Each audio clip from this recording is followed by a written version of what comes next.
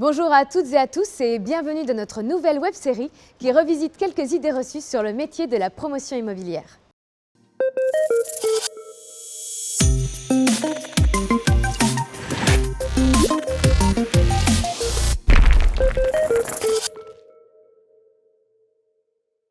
Nous sommes aujourd'hui avec Quentin.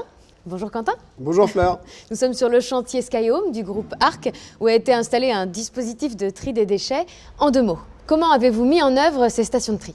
Il faut savoir déjà que sur un chantier, 90% des déchets sont recyclables. Alors avec le groupe ARC, on a réfléchi très en amont sur comment on pouvait atteindre cet objectif de 90%. Dans le domaine de la construction, à quoi tient le secret d'un recyclage réussi ? Il faut savoir que les déchets en mélange ont tendance à se polluer entre eux et du coup deviennent non recyclables.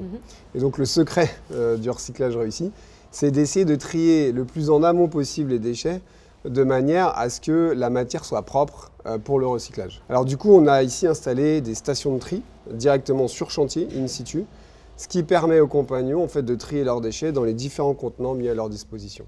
Et sur un chantier d'envergure comme celui-ci, ça représente quoi comme quantité ? C'est énorme, c'est plus de 75 tonnes déjà collectées.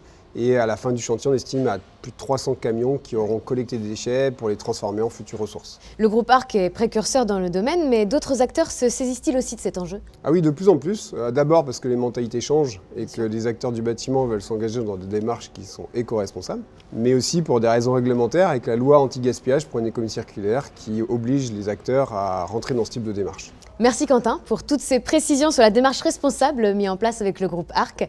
Je vous donne donc rendez-vous la semaine prochaine pour un nouvel épisode et en attendant, partagez celui-ci sans modération.